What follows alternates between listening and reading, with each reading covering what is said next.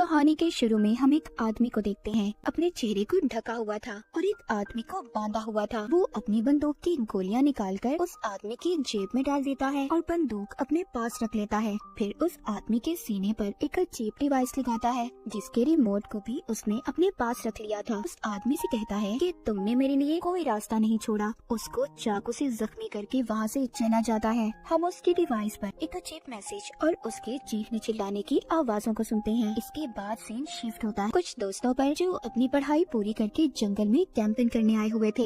यहाँ पर सब दोस्तों में कैटो जो सबसे ज्यादा बिगड़ा हुआ था। वहीं कैटो का दोस्त जो उसके उल्ट था, बिल्कुल सीधा, पर उसकी दोस्त ऐसी थी जो बेचारे पर हमेशा शक करती रहती थी कि उसका चक्कर किसी और लड़की के साथ है। हम यहाँ पर उनकी बातों में सबकी गहरी दोस्ती देखते हैं। इनके ग्रुप में एरिन थी जो सबसे ज्यादा मासूम थी और सबसे अलग रहा करती थी। जब एरिन बाथरूम के लिए झाड़ियों में जाती है, वही आदमी जो हमने कहानी के शुरू में देखा था वो एरिन को बेहोश कर देता है। जब एरिन को होश आता है, उसके साथ साथ सभी दोस्त एक अजीब सी जैकेट के साथ उठते हैं क्योंकि सबने अब जैकेट पहनी हुई थी और उस जैकेट पर एक टाइमर लगा हुआ था। करीब ही जब वो गैस सिलेंडर को देखते हैं तब इन्हें समझ आता है कि किसी ने इनको गैस से बेहोश कर दिया था और इनका यहाँ पर एक दोस्त भी गायब था। जब वो आदमी इनके सामने आता है तो इन्हें पता चलता है कि वो इनके स्कूल के साइंस टीचर थे और साथ ही साथ एरिन के दोस्त के डैड भी जो अब मर चुका था। वो बताते हैं कि जब मेरे बेटे की मौत हुई तो उनकी बीवी ने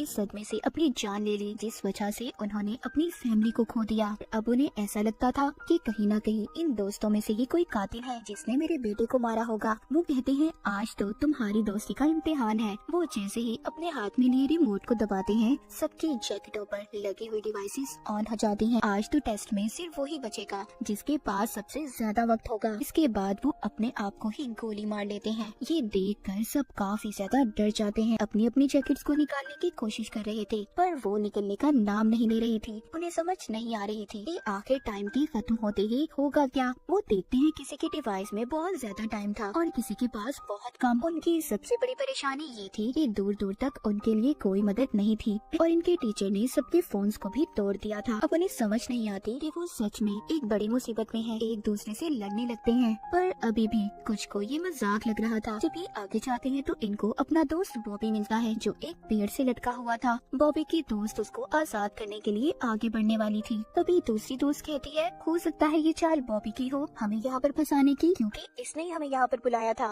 ये जरूर उस टीचर के साथ मिला हुआ है। ये सब सुनकर कुछ दोस्त बॉबी को छुड़ाने के हक में नहीं थे पर बॉबी उनसे बार बार कह रहा था कि प्लीज मेरी मदद करो। वो कहता है मैंने तुम सबसे अपनी एक बड़ी बीमारी को छुपाया था जो उस टीचर को पता चल गई थी। वो मुझको ब्लैकमेल करते थे, मेरे पास कोई और रास्ता नहीं था, इसलिए मैं तुम सबको यहाँ पर लाया। पर मुझे उनके इस प्लान के बारे में कुछ पता नहीं था कि वो हमें यहाँ पर कैसे फंसाएंगे। पर मैं तुम सबको इस डिवाइस के बारे में भी बताने के लिए तैयार हूँ अगर तुम मुझे खोल दो। अब उसकी दोस्त उस पर तरस खाकर उसे छुड़वा देते हैं। बॉबी आजाद होते ही सब पर चाकू से हमला कर देता है पर वो किसी को मार नहीं पाता और देखते ही देखते उसके डिवाइस में टाइम खत्म हो जाता है। सबके सामने वो ब्लास्ट हो गया था, फट जाता है, उसके जिस्म के टुकड़े टुकड़े हो जाते हैं। ये देखकर सब अपने अपने दोस्तों को लेकर भागते हैं। टीबर कैटो का दोस्त था जिसकी दोस्त उस पर अब भी शक कर रही थी। वो उसके साथ जाने से भी मना कर देती है। कैटो का दोस्त अकेला ही कैंप में वापस आता है। वो उस टीचर की बंदूक को भी अपने पास रख लेता है ये सोचकर कि शायद ही उसके काम आ जाए। इसके बाद हम एक और दोस्त को देखते हैं जो काफी ज्यादा घबराया हुआ था क्योंकि उसका टाइम अब खत्म हो चुका था। वो अपने दोस्त से कहता है प्लीज मुझसे दूर रहो, कुछ देर बाद मैं भी मरने वाला हूँ।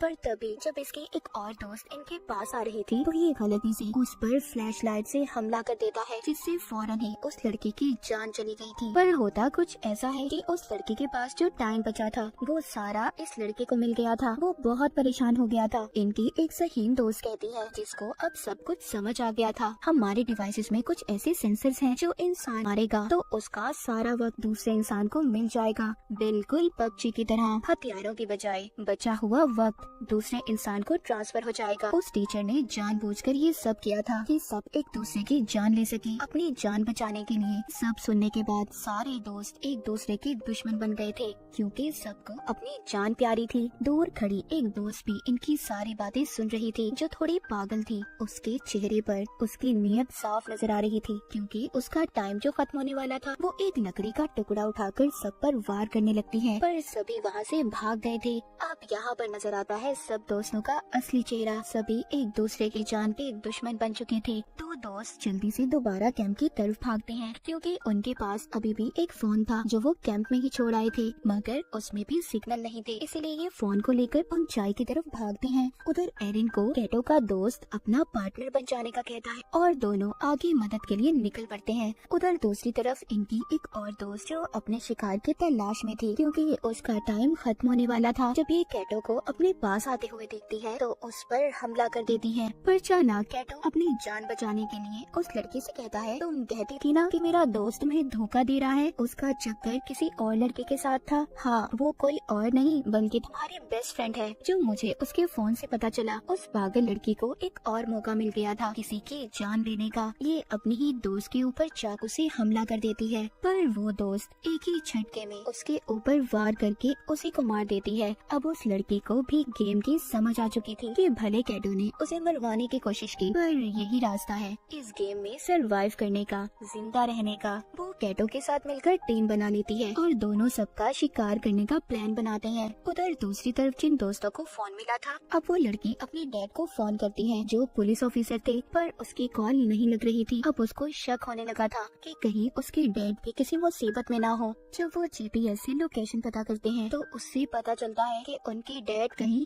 आसपास ही थे। उधर दूसरी तरफ एरिन और उसके दोस्त को चलते हुए टीचर का वही शिकार मिलता है जो हमने कहानी के शुरू में देखा था, जिस आदमी को बांधकर उसने रखा हुआ था। ये आदमी कोई और नहीं बल्कि उस लड़की के डैड थे जो अपने डैड को कॉल कर रही थी। साइंस टीचर ये सब इनके साथ इसलिए कर रहा था, उसको अब भी ऐसा लगता था कि उसका बेटा किसी नशे से नहीं मरा बल्कि उसे जानबूझकर मारा गया है, और ये सब इन दोस्तों की पार्टी में हुआ था। उस लड़की के डैड को इसलिए मारा क्योंकि बिना छानबीन किए उन्होंने उसके बेटे के केस को बंद कर दिया था। यानी कि सच ये था कि इन्हीं के बीच में कोई कातिल है। उधर ही एरिन के दोस्त को बुलेट्स गोलियां भी मिलती हैं, जिसको उठाकर ये अपने पास रख लेता है। इनकी दोस्त के डैड मरने ही वाले थे, तभी एरिन का दोस्त बंदूक में गोलियां डालकर उन्हें मार देता है। एरिन को यकीन नहीं हो रहा था कि उसका दोस्त इतना बेदर्द भी हो सकता है। वो उसको समझाता है कि सब मैंने तुम्हारे लिए किया क्योंकि वो ज्यादा देर जिंदा नहीं रहते, वो मरने ही वाले थे और उनको मारने से कम जो उनका बचा हुआ वक्त है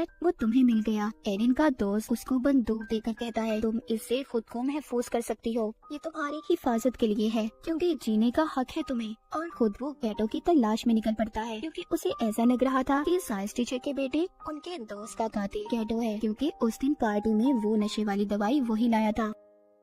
अब एरिन अपनी उसी दोस्त से मिलती है और उसको उसके डैड के बारे में बताती है। ये सुनकर वो बहुत ज्यादा रो रही थी। एरिन कहती है, अभी हमारे पास रोने का वक्त नहीं है, हमें जल्दी रिमोट को ढूंढना होगा। वो इन दोनों को उस रिमोट को ढूंढने का कहती है और खुद कैटो के पास जाने का फैसला करती है कि उसकी जान खतरे में है। उधर कैटो को भी उसके दोस्त ने ढूंढ लिया था। इन दोनों की बहुत ही खतरनाक लड़ाई होती है। उस लड़ाई में कैटो ने अपने दोस्त को मार दिया था। फिर कैटो अपने एक और दोस्त को मारने की कोशिश करता है और आखिर में कैटो ने उसकी बंदूक लेकर उसे भी मार दिया था। जिस दोस्त को उसने मारा था उसके पास सबसे ज्यादा टाइम था, जो सारा अब कैटो को मिल चुका था। लेकिन कैटो को तो इस गेम में जीतना था, वो अभी भी पास कहाँ आने वाला था। वो एक और दोस्त को मार देता है। कैटो अपने आखिरी शिकार की तलाश में था, जो एरिन और उसकी एक और दोस्त थी। जैसे ही उनके पास जाता है, एरिन की दोस्त इस पर बहुत चिल्लाती है कि उसने उनके सभी दोस्तों को मार दिया, पर वो इसकी तरह कातिल नहीं बनना चाहती थी, इसीलिए इसे चाकू से जख्मी करके भाग जाती है। पर भागते हुए वो सोचती है कि अगर कैटो भी मर गया फिर भी तो इस गेम में एक ही बचेगा, इसीलिए वो अब एरिन को मारने की कोशिश करती है और उसकी तरफ बंदूक कर लेती है। यहाँ पर कहानी का सच तो कुछ और था। एरिन की दोस्त उसको बताती है, उस लड़के से मुझे बहुत नफरत थी, वो स्कूल में हमेशा मेरे से ज्यादा नंबर लेता था और उसकी वजह से मुझे स्कॉलरशिप भी नहीं मिली। उस दिन मैंने उसकी ड्रिंक में दवाई मिलाई थी, पर मैं ये नहीं जानती थी कि वो सच में मर जाएगा और मैंने ही अपने डैड से कहकर उसके केस को बंद करवा दिया। वो एरिन को बंदूक देकर कहती है, मुझे मार दो, जिंदा रहने का हक सिर्फ तुम्हें है। पर एरिन ऐसा करना नहीं चाहती थी। तभी पीछे से कैटो आ जाता है और एरिन की दोस्त पर हमला करके उसे मार देता है। एरिन की दोस्त की जान उसकी गोद में निकलती है। कैटो के पास एरिन से कम वक्त था और अगर उसे जिंदा रहना था तो उसे जल्द ही एरिन की जान लेनी होगी। लेकिन वो यहाँ पर ये भी जानता था कि एरिन के अंदर इतनी हिम्मत नहीं है। बार बार वो एरिन को गोली चलाने पर उकसा रहा था। एरिन बहुत सोचती है पर उसे नहीं मारती। उसकी टांगों पर गोली मार के उसकी डिवाइस के हवाले छोड़ देती है। आखिर में कैटो भी ब्लास्ट होकर मर जाता है और एरिन इस गेम की विनर बन चुकी थी। उसने इस गेम को जीत लिया था। वो डिवाइस भी खुद ब खुद बंद हो जाती है। थोड़ी देर बाद सुबह हो गई थी। एरिन जंगल से बाहर निकलती है। उसको एक आदमी मिलता है जो अपनी गाड़ी पर था, पर एरिन का ऐसा हाल देखकर वो मदद करने से इनकार कर देता है। कहानी के आखिर में एरिन की हमें खतरनाक मुस्कुराहट को देखते हैं। इसी सस्पेंस के साथ ये कहानी यहीं पर खत्म हो जाती है।